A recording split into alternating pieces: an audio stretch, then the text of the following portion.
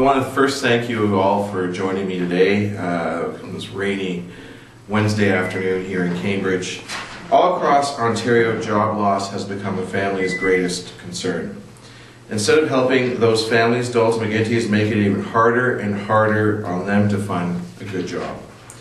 Skyrocketing energy rates, expensive energy experiments, and higher taxes are driving even more jobs away from our province. Today, more than 500,000 Ontario workers are pounding the pavement looking for jobs. Since taking office, Dalton McGuinty has sat by and watched 300,000 manufacturing jobs leave Ontario. His latest idea is to pay a divisive $10,000 affirmative action subsidy that actively disadvantages some Ontario workers who are looking for jobs. But Dalton McGuinty says we're on the right path. Clearly, he hasn't spoken to the more than 500,000 Ontario workers who can't find good jobs. I doubt they would agree when they see a debt that has doubled, Ontario becoming a have-not province, higher taxes, and even higher skyrocketing hydro bills. They would say Dalton McGuinty is not on the right track. In fact, he has completely lost his way. It's time to put Ontario's economy back together. It's time to restore our province as the national leader in job creation. That's why, as part of Changebook, Tim Hudak is introducing a 5-point jobs plan for Ontario. Here's what we're going to do. First, we will treat energy policy as economic policy and stop the expensive energy experiments that have families and businesses subsidizing hydro prices. We will also end the politically motivated, expensive energy experiments such as the feed and tariff program that drive jobs out of Ontario by forcing employers to pay up to 15 times the usual cost of hydro. Second, we will train 200,000 more skilled workers. We will create more than 200,000 new apprenticeship spaces and reduce the ratio of journeymen to apprentices to a ratio of 1:1 to put more skilled workers on the job.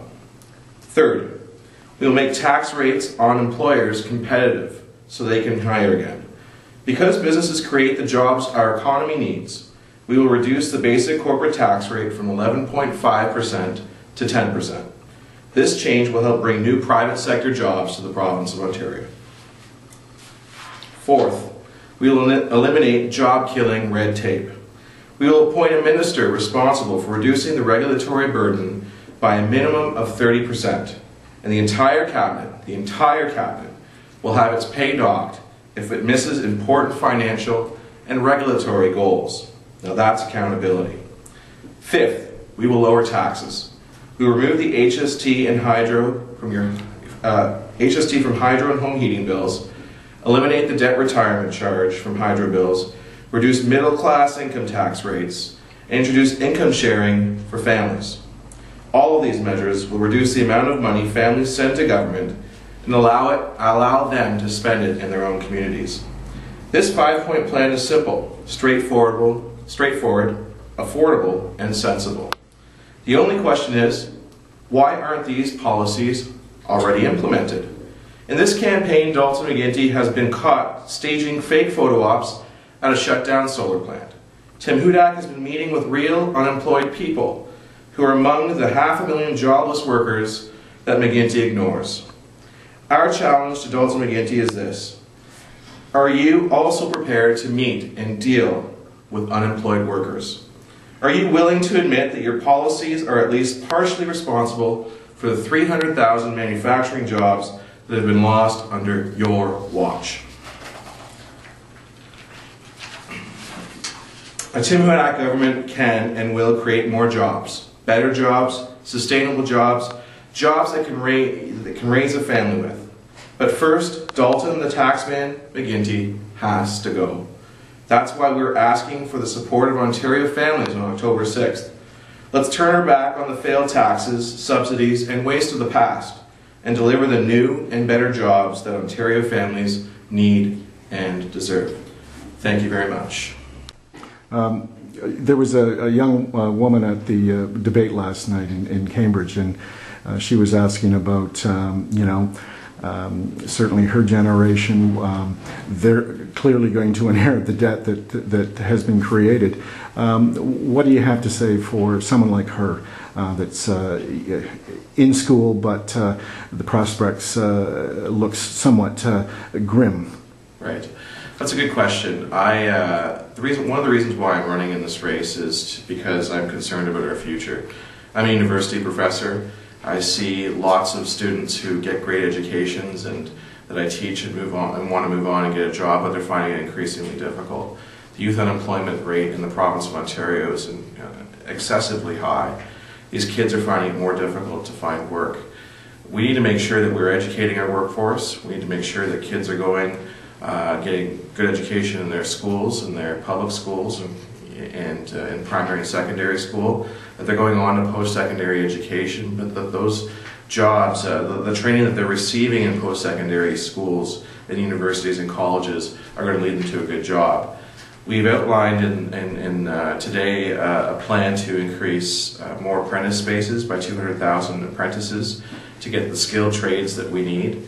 And I think there has to be a shift in terms of the way we think about post-secondary education, so that more kids, more students are applying to these positions, because there are jobs out there in these areas that we can't fill.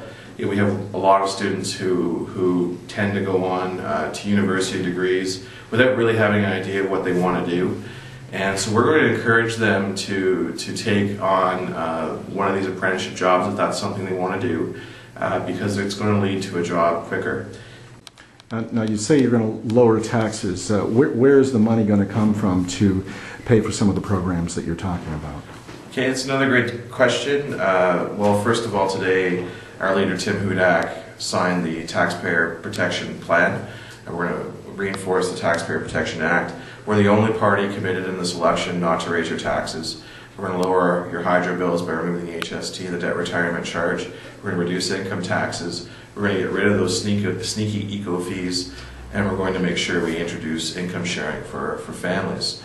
To do that, we also understand that families, and we've talked to many of them in the creation of Change Book. We talked to 135,000 Ontarians, and they've told us they want to make sure that we maintain our services, our spending and support for health and education. But outside of health and education, we're committed to saving 2 cents on the dollar. 2 cents on the dollar for every in spending in non-health and education areas. We're going to start by looking at agencies, boards, and commissions. There's 630 of these agency boards and commissions. Many of us don't know what they do. And we're going to apply a simple formula. If they work, we'll keep them. If they're broken, we'll fix them. And if we no longer need them, they'll be gone. And we can start reviewing government spending, routing out the waste, and making sure government focuses on its core social services and eliminating the waste that we find in other areas. Rob, how many jobs do you see the PC government creating? Well, you know, we hear a lot of numbers from the Dalton McGuinty government that they're going to create so many jobs by this green energy plan. We always feel that what's not told by that government, by this government, by Dalton McGuinty, is that for every green job created, if we look at Italy and Spain, for example, 7 jobs in other sectors are lost. 7 manufacturing jobs for every green job created is not good job plan for the province of Ontario. So what we're saying is we're not going to give a precise number. We're going to create 200,000 apprenticeship spaces. That's what we're committing to. But really what we want to do is create the environment for job creation. We do that by listening to businesses. 75% of businesses in the province of Ontario have said to us that if they were to do it over again, they wouldn't. And that's not a climate for small business growth in the province of Ontario. In fact, the only jobs this government tends to create are jobs that people they hire in the public sector.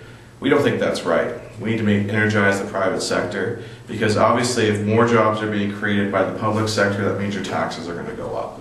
That means government spending is going to go up. That means higher debts and deficits. It means more broken promises. That's the story of this government over the last 8 years, and that's why we need change.